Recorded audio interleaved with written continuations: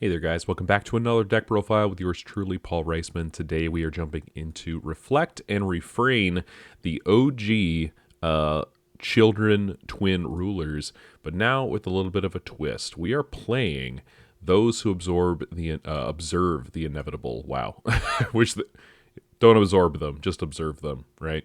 This is the new extension rule that we got out of 10 Oaths of the Proto-Paterpolis' War, and it's a really interesting deck building XR that we get to use. So I only get to use this if I have an arch enemy, little boy, or wanderer ruler to start off with, as well as 12 cards with spectating in their name and exactly 5 different attributes. What the benefit of that is it allows me to pay them for whatever their will cost is and a free cost less to play those cards, and I get to search for a regalia card with change the heart, world, etc. In its name, reveal it and put it into my hand, then shuffle my deck, and then I get this neat little activate ability that says target an entity with spectating in its name, its owner triggers its enter abilities, and then they expel it. And you can do this multiple times because it's not and only once per turn. It expels at the end of the enter ability being triggered and put onto the chase. So you can potentially trigger this multiple times if you really want to. I never really got to the point where I could do that, but at the end of the day, this is what we get to do. So what are the spectating mages that we get to play? I'm focusing on Spectating Egotist. You can enter, you have one of these two options. I'm obviously going to be picking the second one. You can put 2+1/+1 counters on up to 2 target J resonators you control, or you can reveal the top card of your Magic Stone deck, and if it has a Magic Stone type, put it into the field rested, and I can't ramp stones for the rest of the turn. This is one of the best. The second best is going to be a Spectating Juggler, which can look at your opponent's hand and nab a card to cost 2 or less, and they discard that chosen card. Remove all cards total cost 1 in all graveyards from the game. Can be relevant. Not really sure where this is going to be useful quite yet, but hey, this is a pretty decent effect. Just get rid of all 1-drops in the graveyard. This is the core of the deck.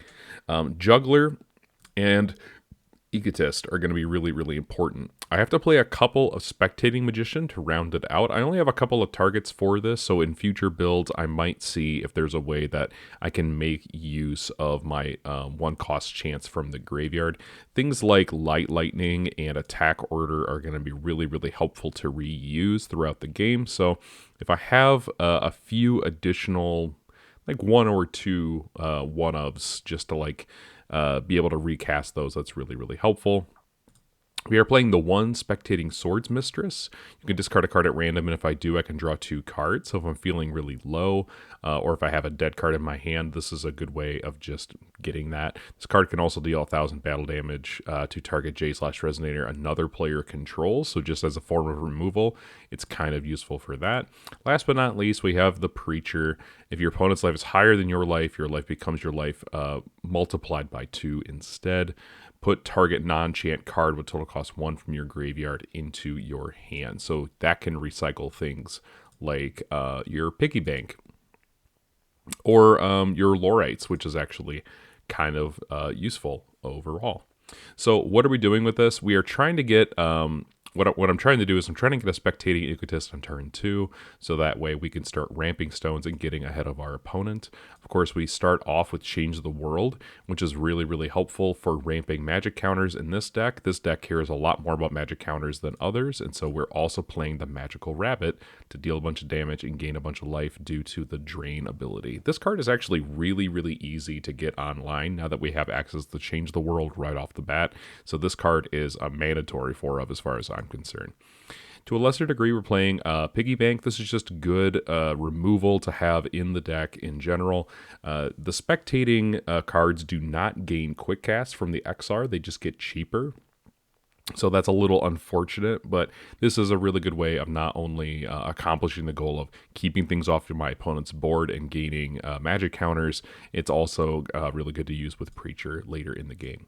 A couple of GST for obvious reasons, Swords of Progression to just do what Swords of Progression do. This card is really, really, really good in the deck, and we can hunt for other copies of it if we need to. 2, Reflect and Refrain, Guardian Twins of Cocoon. This card breaks the chase. If you are losing the Cancel War, this card is a really good way of just saying, absolutely not, I'm going to win this. And then it's got flying, and it's a 9/9. I mean, that's just amazing. 3 Lorites, of course, is something we talked about before. And then I'm playing a couple of Ultra Magic Stone Golem. I might go up to 3 here, just because it is a 2020 and it's doing a lot of really good work in this list, just keeping things off of the board. And then I'm playing a couple of Magic Stone Research Institute as well. This card feels important because, as you can see, all of our spectators are going to have 4/8 as their stat line. So I needed a way to make these feel a little bit more achievable and a little bit better overall, which is why I think Shiva has a little extra utility in this particular list as well. Magic Stones include 1 of Crown Stone and 1 of Moonshade, just to kind of round things out. This does not have a Magic Stone type, so I'm looking to maybe replace this if need be. But I want an Omni Stone if possible, just to kind of like round things out a little bit. I have 2 Ruby of Lichen Blood, 2 Magic Stone of Remnants, a Gusting Skies, a Black Silence, a Resin Stone, and then a Pricia's Memoria. All of these are going to be giving me the colors that I absolutely need, but also the different names to make a Magic Stone Golem and an Institute feel like they are really, really good throughout the game. So that's what I've got, you guys. Let me know what you think down in the comment section down below. I actually did not hate this version of the deck. I definitely thought this version has something going for it. I'm still experimenting with it, as you can see. It's certainly not a perfect list, but there's a lot of interesting things going on here with Egotist and Juggler. Let me know what you think down in the comment section down below. And until next time, guys, this is Paul saying class is dismissed.